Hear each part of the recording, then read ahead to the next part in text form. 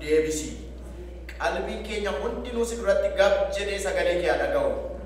Ani garbichi kee saba kee irra baay'ee kanan xinnaa dubbii kee dubbachuu akka hin danda'u na gargaari.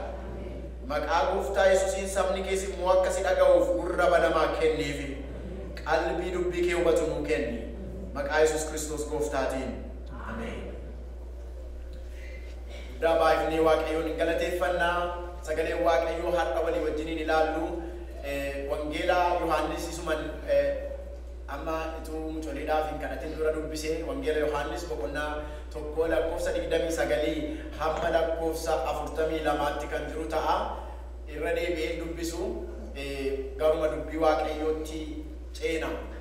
Seenaansaa akkuma beektanii Yohaannis cuuphaanii Yesuus Kiristoos utuu gara biyya lafaa dhufee hin dhalatin duraa ji'a jaanatti fakkaata dursee inni dhalachuunsaa waan hin oolleef duraan dursee immoo waamicha isaa ituu inni goofticha jedhame sun hin dhufin immoo Eliyaas raajicha siniif hin erga jedhee Waaqayyo akkuma dubbate Yohaannis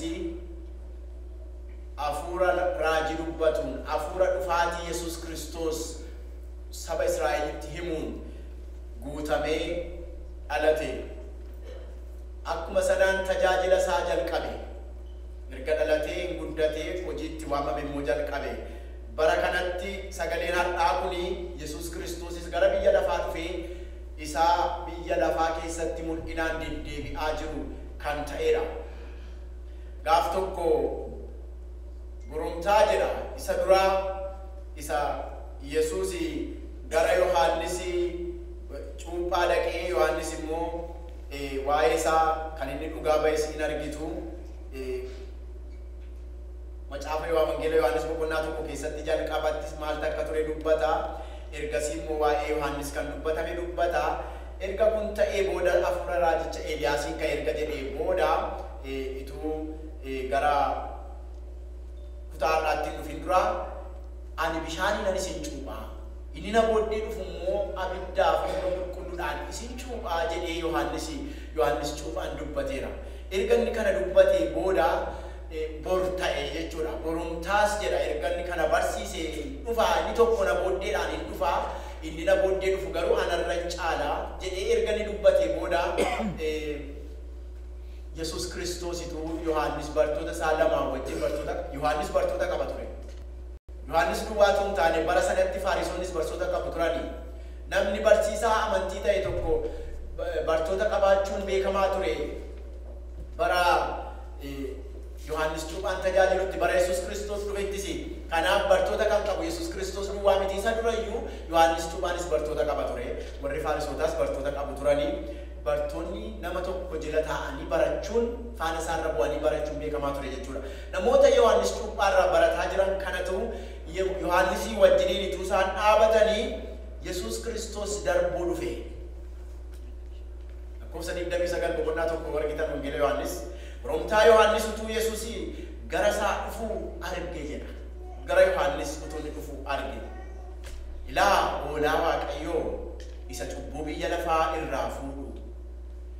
Namni ana booddee dhufa anarra caalaa ana dura ture yoo jedhee waa'ee isaa kanaan dubbadhe isa kana jedhee bartoota isaa warra isaa wajjin dhaabataa turan sana lamaanitti hime. Iddoo kanatti Yohaannisii wajjin kan turanii bartoota isaa warri kaanis jiraachuu danda'u. Lakkoofsa 35 gubbaatti bartoota isaa lama keessaa immoo nama lama wajjin akka inni dhaabatee ture kan dubbatu isa booddeessa jirudha. Kanaaf jarri kun isa dhaga'anii ituu inni kana dubbatu dhaga'anii Yohaannis immoo keessumaa namni ana booddee dhufu anarran caalaa yommuu cuuphaa ture ani beekun ture ana akkuma inni gara Israa'el dhufuufan cuuphe malee jedha. Namni ana booddee dhufu kuni anarra caalaa ana dura ture yoo jedhee inni dubbadhe isa kana hoolaa Waaqayyoo jedhee dubbate. Ani ofii kootii iyyuu beekun ture jedha Yohaannis iddoo kanatti. Baay'ee jajjabeessa warra wangeela lallabu. Ani beekan ture namoota warraas dhaabatan kana caalaa naa galeetan dubbadhe gaafa sana beeka argiture ani isinitti himneere jedhe argitanii wanti hin jedhe dhugaa ta'uu isaa mirkaneeffattanii re'amman jedhu ani iyyuu beekun ture waa'ee isaa waa namaaf hin dubbadhe jedhe tokko ani akka inni gara Israa'el dhufuufan dubbadhe jedhe akka inni gara Israa'el dhufu yommuu inni gara isaanii dhufu saba Israa'el irraas cubbuu fuudha waan ta'eef garuu Israa'elitti akka inni dhufee mul'atuufan dubbadhe ani akka inni isaanitti dhufee mul'atuuf waa'ee isaa dubbadhe tokko lammata immoo jedhe isa na ergetu waa'ee isaa dursee natti meedhe yommuu ati cuubdu namni tokko gara kee dhufaa yommuu inni si bira dhufu immoo isarraa hafuurri qulqulluun bifa gugeetiin dhufee gaditti bu'a yommuu isarra bu'u immoo hafuurri qulqulluun irratti afaa irraan deemu jedhee natti mee jedhe galanni Waaqayyoof haa ta'u kakuu moofaa keessatti namoonni yommuu raajii dubbatanu kakuu moofaa keessatti hafuurri qulqulluun hojii hojjetaa ture garuu hafuurri qulqulluun kakuu moofaa keessatti gara raajotaa yommuu dhufu irra bu'aa raajii dubbatu isa booddee immoo irratti nafu jechuudha itti dhufa natti dhufee narra dhufee achi boodan deema amma gaafa guyyaa 50ffaa dhufee warra isa eegataa jiran irratti Yesuus Kiristoos akkuma kakuu galee dhufee namarra buutti hafuurri qulqulluun hin dhufa hin dubbata hin deebi'a ture kakuu moofaa keessatti akkas ture ituu kana ta'ee jiru garuu namicha sanarra bifa gugeetiin yommuu dhufeefu irratti afaa irra taa'ee afaa jedheen milikkita kanan isatu sana ergetu natti himnaaniin kanaafanii waa'ee isaa lallabe malee aniyyuu beekee miti waan isin dhibu garuu namichichi kunootiin ni cubbuu nama hundumaarraa fuudhu sun inni isinitti meedhe Waaqayyoof galanna ta'u Waaqayyo itti mee jennaan dubbate Yohaannis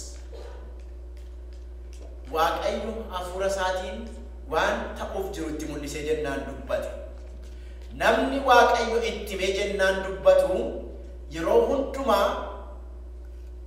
argisaa gara Waaqayyootti argisiisa namni Waaqayyo harkaa fudhadheen dubbataa jira malee anumaa tokko hin beeku jedhu yeroo hundumaa isa abbaa dubbii ta'ee nama dubbachiisu sanatti quba qabee gara isaa ilaalaa ana miti jedha Yohaannis cuuphaan kana godhaa jira egaa akkuma inni natti mee hafuurri qulqulluun dhufee ituu cuuphaa jiru isarra bu'ee inni immoo isarra taa'ee hafee ani immoo kana dhugaa ba'eera jedha namni Waaqayyoo keessaan dubbatu dhuga baatuudha namni Waaqayyo hafuura qulqulluudhaan waan agarsiisu gooftaa utuu hin taane dhuga baatu gooftaati Kiristiyaanonni Waaqayyo utuu hin taane isaan hafuura Waaqayyoo of keessaa qabu yeroo hundumaa qubii kiristiyaanotaa gara Waaqayyoo argisiisa yeroo hundumaa qubii tajaajiltootaa gara Waaqayyoo argisiisuu qaba yeroo hundumaa qubii geggeessitootaa gara Waaqayyootti achi qabamuu qaba ilaa isa cubbuu sinirraa fuudhu ana miti kan jedhu ta'uu qaba har'allee milikkita agarsiifnu nu dhiisee deeme gooftaan keenya Yesuus Kiristoos sinii wajjin hin jira amma dhuma baraatti nu jedheera ilaa fannoo isaa jennee waan namatti agarsiifnu qaba qaraanioo irratti dhiiga isaa lolaase inni seenaa isaa gaafa himnu namoota ofirraa kaafnee ija isaanii Yesuus Kiristoos irra akka isaan keeyatan gargaara jechuudha yeroo hundumaa namoonni Waaqayyotti amananii dubbiin isaanii Yesuus Kiristoos irraa ija namaa kaa'uu ta'uu qaba namoonni Yohaannis cuuphaan erga kanatti mee booda namoota Yesuus duukaa bu'an argitu amma lakkoofsa 35 dhattanii gaafa ilaaltanii lakkoofsa 35 kaasee amma lakkoofsa 39tti amma immoo Yesuustu darbaa jira bartoota isaa lamaa wajjin dhaabatee jiranni Yohaannis bartoota lamanii wajjin dhaabatee jiru Yesuusii darbaa jiru Yesuusiin ijaan argee ilaa walaa Waaqayyoo jedhe har'as amma situ sun darbaa jiru arge. Ilaa oolaa waaqayyoo. Yeroonni ilaa hoolicha waaqayyoo jedhu bartoonni lama dhaabatanii dhaga'u turan. Bartoonni barsiisaa isaanii jaallatu. Yohaannis garuu nama gara biraa tokko argisiise ilaa oolaa waaqayyoo yommuu inni jedhu dhaga'anii. Jarri kun waaqayyoon beeku waaqa tokkichatti amanu gatii ta'eef warra amantii warra Yihuudootaa keessatti guddatan gatii ta'aniif waaqayyo tokko. Agayyaa Israa'el waaqayyo kee gooftichi waaqa tokkicha kan jedhu irratti amantii hundaa'e qabu waan ta'eef waaqayyoon beeku. Ilaa oolaa waaqayyoo kan jedhu yommuu dhaga'anu macaafota keessattis waa'ee isaa kan caafamee jiru yaadatan fakkaata. Dafanii Yesuus Kiristoos duukaa bu'anii jedha.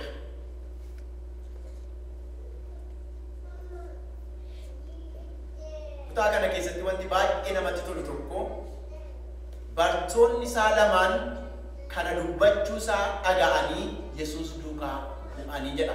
Lakkoofsa 37 irraa kana dubbachuu isaa dhaga'anii Yesuus duukaa bu'anii jedha.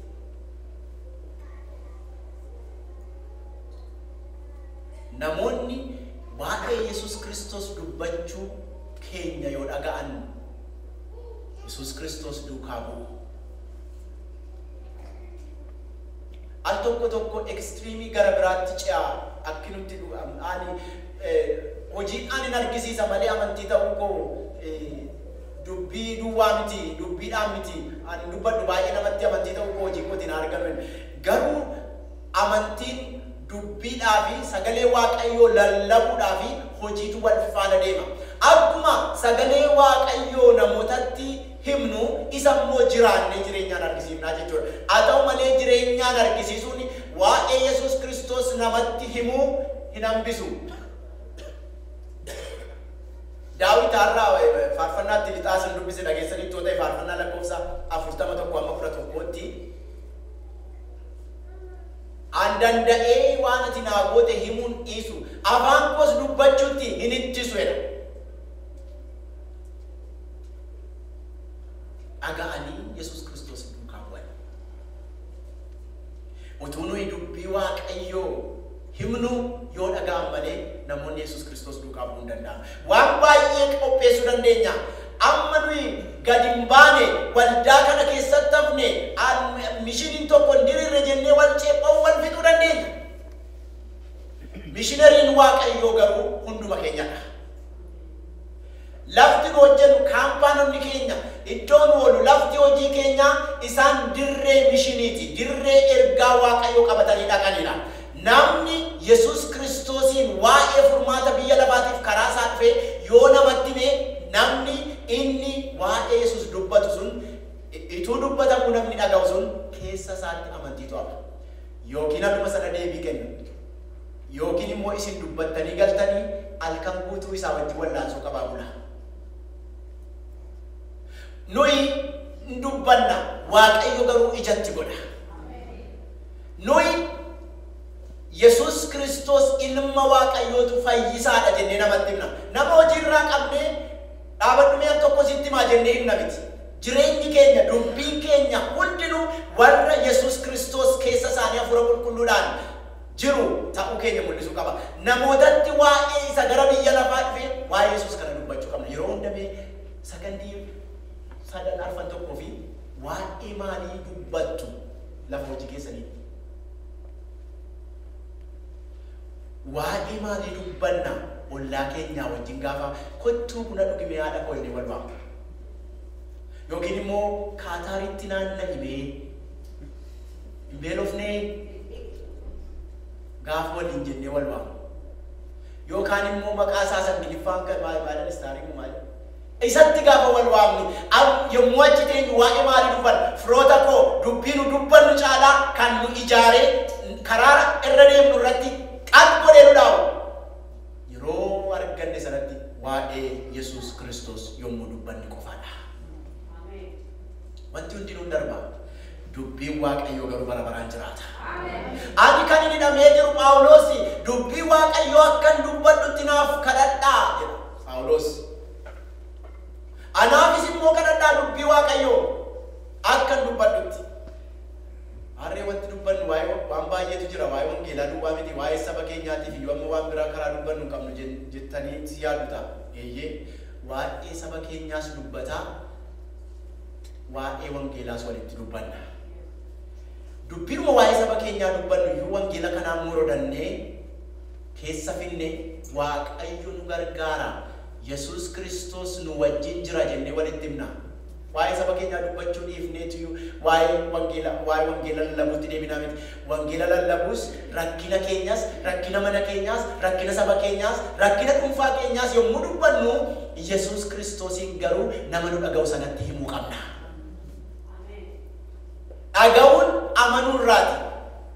Amanuun dhaga'uurraati. Dhaga'uun immoo dubbii Waaqayyooti jedha miti. Namni garuu utuu dubbii Waaqayyoon dhaga'in akkamitti amana? Namni natti mutuun jiraatiin akkamitti naa gala jedhe miti Filiphos. Filiphos miti namichi Itoophiyaa sun ituu deemu namicha Itoophiyaa miti macaafa keessa. Namicha warra Kushis jechuu danda'a. Afaan Giriikiitiin barreeffame gatii ta'ee fi isa oriijinaalii isaa hodhannee ilaallee maqaa waan biraas jechuu danda'a.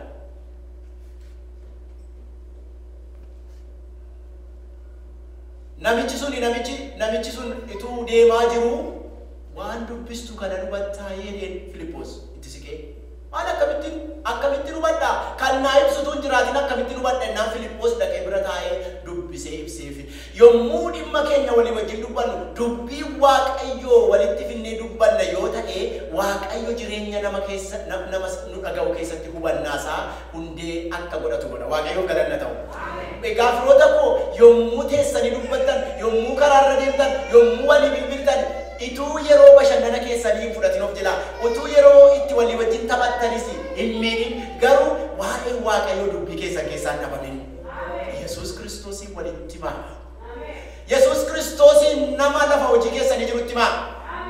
Isinii ergamtoota Yesus Kristos waldaan tarii mishiinaroota leenjistee Minneapolis St. Paul keessa gadhiisteettanii yaadina. Isin mishiinaroota Waaqayyooti. Yoo isin dubbii Waaqayyoo dubbattanii Waaqayyo ijatti godha. Yoo isin dubbii Waaqayyootti himtanii namni isin kun dhagaadha hin amanu jettanii namana. Phexros jechuun dhagaadha Yesus. Indiriyaas Yesuusin biraa kana dhaga'ee fiigee gara Yesus dhufee utuu gara obboleessa isaan dhufin duraa dhaga'anii Yesus duukaa bu'anii bartoonni kun lamaniitu isaan isa duukaa bu'anu garagalee argee Yesus akka jedhe. Lakkoofsa 38 irratti maal barbaaddu jedhe. Yesuusin duukaa sokkani wanti Yohaannis isaanitti hime ilaa olicha Waaqayyo kan jedhe sun laphee isaanii tuqnaan Yesuusin duukaa sokkani dhaabatee maal barbaaddu jedhe. Ennaan isaanis gaaffiidhaan deebisaniif Rabbi eessa buufattee jedhanii.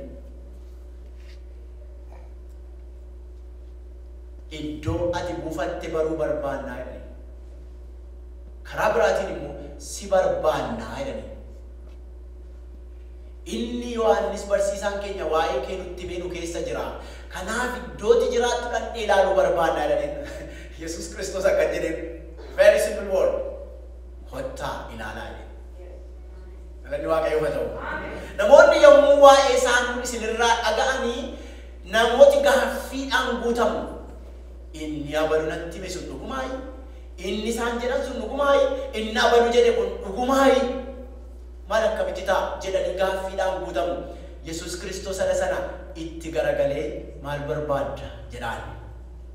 Yommuu sana kottuu ilaali jedhee simata. Yommuu namni dubbii Waaqayyoo sinirraa dhaga'u, yommuu namni dubbii Waaqayyoo dhaga'u, Yesus Kristos dhaabatee simata. Simachuun kan keessa miti. Garuu dubbii Waaqayyoo itti himuun kan keenya. Sagalee Waaqayyoo walitti dubbachuun nama biraattis dubbachuun kan keenya. Sagalee Waaqayyoo dhaga'anii kanaanitu jiranii achi dhaqanii isa bira iddoonni buufatee jiru dhaqaniitu achi oolanidha. Baay'ee kan natti tolu kanadha. Dhaqanii iddoonni buufatu ilaalanii guyyaan akka sa'aatii 10 ture achuma oolanidha. Yesus Kristos bira dhaqanii hin ariifanne iddoo buufata isaa oolanii. Iddoo buufata isaa ooluudhaaf Waaqayyo nu gargaara. inni buufatu dhaqanii ilaalanii guyyicha sa'aatii isaanii sarraafee achoolaneedha gara sa'aatii 10 ture jedha. Tarii akkuma lakkoofsa biyya kanaati ta'a sa'aatii 10. Ganama dhaqanii achuma oolan jechuudha gara biraatiin.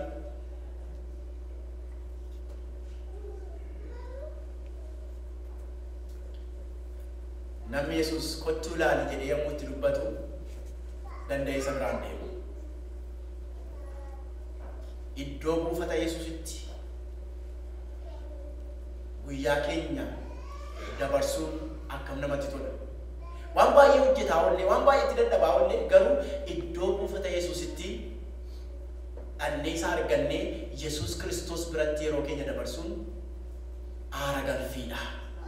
Fiigaa oollee baay'ee dhamaa oollee sa'aatii tokko hojii isa tokko irraa baanee isa tokkotti dabarree isa moofinnee dafqinee duunee dhufnee yommuu mana keenya geenyee bishaan dhiqannee nutti tolee nuuf qabbanaa'u caafa keenya fuunee dubbii isaa dhaga'uudhaafi al tokko daqiiqaa xinnoo tokko Yesuusiif yoo kennine achi iddoon buufata isaa. Dubbii isaa yoo dubbifanne miilla keenyaan jilbeenfannus dhaabannus teenyus Yesuus Kiristoos har'a lafa hojii kootiitti dadhabee dhufe. Wanti dhaga'e kana na jajjabeesse galata kee yookiin immoo na gaddisiise abdiin kutadhe wanti naga'u kun natti hin tolu garuu si biran takka tura jedhanii fuula isaa dura takka turanii hafuura baafachuun moo'ichadha. Waaqayyoof galanna ta'u. Inni lubbuu namatti deebisa. Inni dhuguma jireenya namaa utubee dhaaba. Sanaan booda Yesuus Kiristoosiin bira yeroo isaan isaaf akka dabarsanii argina. Dhumarrattis hojiin dhuga baatu waan arganiif waan dhaga'anii wal hirkaa fuudhanii daddabarsuudha. Namni yoo wangeela Yohaannis ilaaltanii namoonni akka amananiif waan argineef waan dhageenye namootatti himnaa'edha. Ijoon dubbisaa. Asirratti illee ani ofii kootii an argeera inni kun ilma Waaqayyooti jedheen dhugaa ba'eeraadha. Egaa firoota koo Indiriyaas obboleessa isaatti dhaqee himeetiyyuu dhumarratti lakkoofsa 40-42 yeroo dhaqu akka jedhe Yohaannis ilaa oolaa Waaqayyoo jedhetti inni dhaqanii Yesuusin bira takka oolanii achi dhaqanii ituu manatti hin deebiin Yesuusin bira oolanii iddoo buufata isaa oolanii galanii. Gaafa galuu Indiriyaas dhaqee Simoon Phexrosiin obboleessa isaatiin masicha arganne. Gammada fiigee mana gaafa ga'u gaafa argu masicha arganne. Gaafa gammadanii fiigdanii mana keessan keessanuu kan isin jalqaba afaan keessan keessaa ba'u Yesuus Kiristoosin argachuu keessan haa ta'u. Al tokko hafuurri inni lafa hojii duukaa dhufeetiyyuu eekamaa ol ganna. Gaafa isin galtanu ijoollee nama horkee hojjechuu dhiisanii televezyiinii bananii inni kaan mana keessaa utaalaa inni kaan wallaansoo wal qaba. Gaafa isin galtanu soofaa isin sirreessitanii deemtan diigameera waan hundumtuu jira. Ijoolleen waan tokkuma yookiin immoo qodaa cabsanii maal godhanii isin eegaa jiru gatii ta'eefi yookiin waan isin hojjettan immoo balleessanii isin eegaa jiru gatii ta'eef gaafa ol galtan kana hin taskaan kana immoo achi fuudhe sana immoo hin cabse jechaa eekamaa galna ta'a. Al tokko ijoolleen waan isaan nuu deebisan beektu maaliif akkas gooti aartanii dafi kaanatti ni gaafattan hin beeku sinii jiru. Ana baay'ee na dhiba attam wallaalu kana miti gaaffii attam wallaalta sila sitti beekamne maaliif akka goote kana hin takmaal hin beeku. Dhuguma hin beekani beektu dhuguma waan akka godhaniif hin beekani waanuma sinitti man wallaalanii hin beeku siniin jedhan malee sin tuffachuu isaanii miti. Dhuguma hin beekani. Egaa firoota koo gaafa balbala keenya banannee ol gallu masicha arganne jedhaa ol galuu qabna.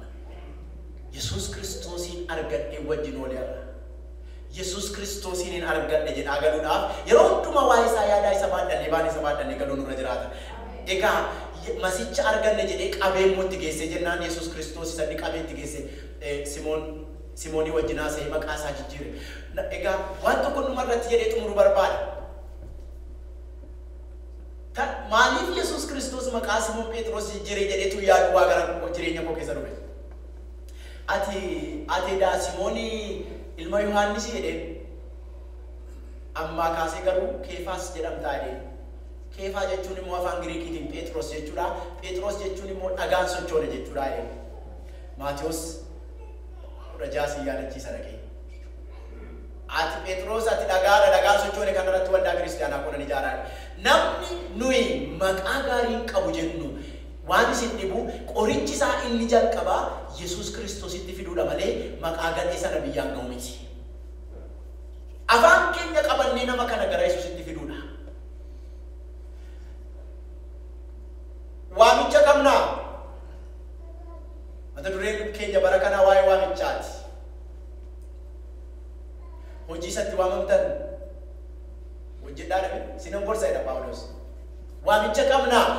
Waamichi keenya garuu nama maqaa gadhee, nama maqaan isaan tolle, nama maqaan isaa bade, nama saamtu, nama hattu, nama amanamaan taane, nama soobduu wantoota gaggadhee kanarra deebi'ee ittiin jechuutu hin taane nama kana qabnee gara Yesuus Kiristoos fiduudha.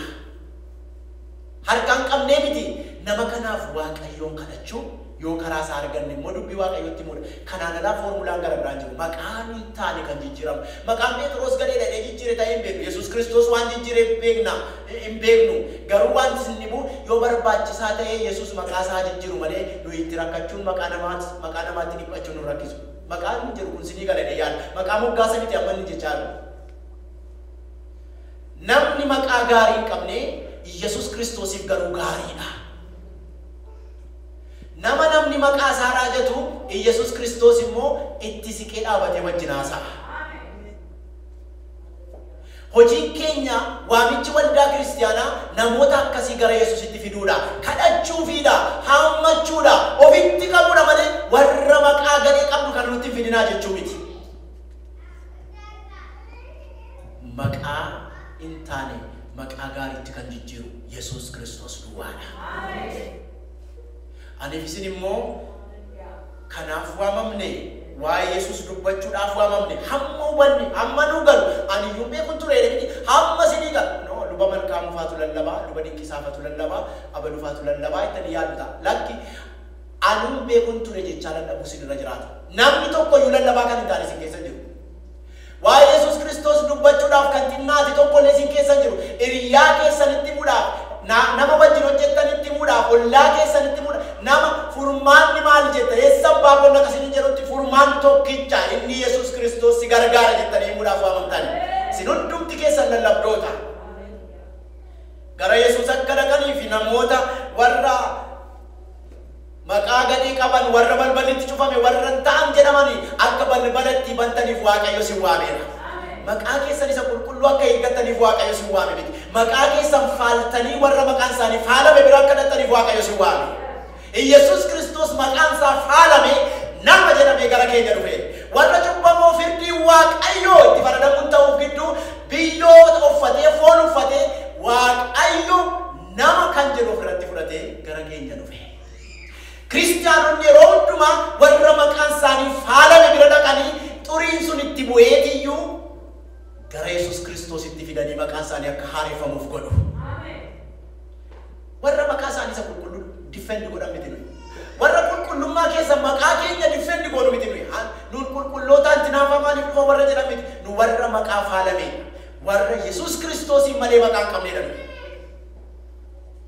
Tarii faalameen kun siniin galuun sinii galeera warra maqaan isaanii bahe warra maqaan isaanii xuraa'e yoo ta'anii namoonni isaan ammayyuu qorichi isaanii gara Yesuus Kiristoos dhaquudha. Isaan qorichi isaanii gara waldaa kiristaanaa dhaquudha. Kanammoo nutu Yesuusin arganneerra jennee yoo namatti himne namoonni achi keessaa ba'anii gara fayyinaa dhufu. Dhumarrattis maqaan balleessuun maqaa namaa xureessuun itti fufnee waa'ee namaa maqaan taane dubbachuutu hin taane namoonni maqaa haaraadhaan akka waamaniif gargaaruun gara Yesuus fiduutu nurraa eegamu. Waaqayyo isa dhageenya nuuf haa eebbisu. Hundumti keenya mataa keenya gadi qabannee Waaqayyoon hin kadhanna.